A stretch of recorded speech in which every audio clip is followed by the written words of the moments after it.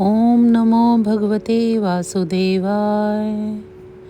अच्युतं केशवं कृष्ण दामोदरं रामनारायणं जानकी वल्लभम्। हरे राम राम राम हरे हरे, हरे कृष्णा कृष्ण कृष्णा कृष्ण कृष्णा हरे हरे। हर हर महादेव सभी को। जय श्री हरि विष्णु। हिंदू धर्म ग्रंथों के अनुसार वरुथनी एकादशी के दिन श्री हरि विष्णु की पूजा की जाती है। कहा जाता है कि कुरुक्षेत्र में सूर्य ग्रहण के समय एक मन स्वर्ण दान करने से जो फल मनुष्य को मिलता है, वही फल वरुथनी एकादशी के व्रत के करने से मात्र प्राप्त हो जाता है। एकादशी का व्रत सभी व्रतों में सबसे प्रमुख माना गया है। इस एकादशी व्रत को सुख और सौभाग्य का प्रतीक माना जाता है। इस दिन भगवान विष्णु की पूजा की जाती है। एकादशी व्रत का सीधा प्रभाव मन और शरीर दोनों पर पड़ता है। इसके अलावा एकादशी के व्रत से अशुभ संस्कारों को भी नष्ट किया जा सकता है। एकादशी के दिन सुबह जल्दी उठकर स्नान करने के बाद साफ कपड़े पहन लें। इसके बाद मंदिर की अच्छी से साफ सफाई कर लें।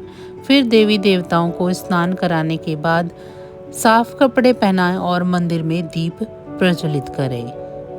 इसके बाद व्रत का संकल्प लें और भगवान विष्णु का ध्यान करें। इस दिन भगवान विष्णु के साथ ही माँ लक्ष्मी की पूजा करनी चाहिए। भगवान विष्णु के भोग में तुलसी दल को जरूर शामिल करें।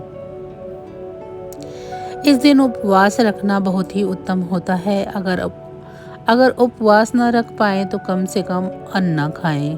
भगवान कृष्ण के मधुसूदन रूप की उपासना करें। उन्हें फल और पंचामृत अर्पित करें। उनके समक्ष मधुराष्टक का पाठ करना सर्वोत्तम होगा।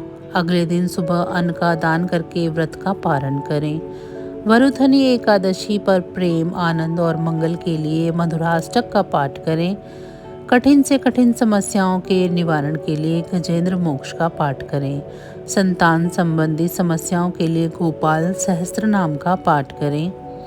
भक्ति और मुक्ति के लिए विष्णु सहस्त्र नाम का पाठ करें। पापों के प्रायश्चित के लिए भगवद गीता के 11वें अध्याय का पाठ करें। अब चलिए आपको वरुथनी एकादशी व्रत की कथा के बारे में बताते हैं। इस एकादशी व्रत की कथा के अनुसार प्राचीन काल में नर्मदा नदी के तट पर मानधाता नामक राजा राज्य करता था। वह अत्यंत दानशील तथा तपस्वी था। एक दिन जब वह जंगल में तपस्या कर रहा था, तभी न जाने कहां से एक जंगली भालू आया और राजा के पैर चबाने लगा। राजा पूर्ववत अपनी तपस्या में लीन रहा। कुछ देर बाद पैर चबाते चबाते भालू राजा को घसीटकर पास के जंगल में ले गया। राजा बहुत घबराया, मगर तापस धर्म अनुकूल उसने क्रोध और हिंसा ना करके भगवान विष्णु से प्रार्थना की।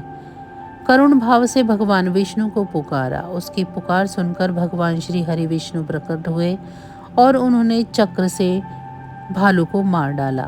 राजा का पैर भालू पहले ही खा चुका था। इससे राजा बहुत ही शोककुल हुआ। उसे दुखी होता देख भगवान विष्णु बोले, हे वत्स, शोक मत करो। तुम मथुरा जाओ और वरुथनी एकादशी का व्रत रखकर मेरी वराह अवतार की पूजा करो। इसके प्रभाव से पुनः सदृढ़ अंगों वाले हो जाओगे। इस भालू ने जो तुम्हें काटा है, यह तुम्हारे पूर्व जन्म का अपराध था। भगवान की आज्ञा मानकर राजा मानधाता ने मथुरा जाकर श्रद्धापूर्वक वरुथनी एकादशी का व्रत किया। इसके प्रभाव से राजा शीघ्र ही पुनः सुंदर और संपूर्ण अंगों वाला हो गया। अतः जो भी व्यक्ति भय से पीड़ित है, उसे वरुथनी एकादशी का व्रत रखकर भगवान विष्णु का स्मरण करना चाहिए। इसी एकादशी के प्रभाव से राजा मानधाता स्वर्ग गया था। इस व्रत के करने से समस्त पापों का नाश होकर मोक्ष मिलता है। इस एकादशी के प्रभाव से राजा मानधाता स्वर्ग को गए। मान्यता है कि जो मनुष्य विधिवत इस एकादशी के व्रत को करता है उनको स्वर्गलोक की प्राप्ति होती है। इसका फल गंगा स्नान के फल से भी अधिक है। इस व्रत के महत्व को पढ़ने से 1000 गोदान का फल मिलता है। अतः मनुष्यों को धर्म कर्म करते हुए जीवन व्यतीत करना चाहिए और पाप कर्मों से दूर रहना चाहिए तथा पापों को करने से डरना चाहिए। पौराणिक कथा के अनुसार जब भगवान शिव ने क्रोधित होकर ब्रह्मा जी का 5वां सर काट दिया था तो उन्हें शाप लग गया था। इस शाप से मुक्ति के लिए भगवान शिव ने वरुथनी एकादशी का व्रत किया था। वरुथनी एकादशी का व्रत करने से भगवान शिव शाप और पाप से मुक्त हो गए। धार्मिक मान्यता के अनुसार इस दिन व्रत रखने का फल कई वर्षों की तपस्या के समान होता है। राम राम रामेति रमे रामे मनोरमे सहस्रनाम ततुल्यं राम नाम वरानने।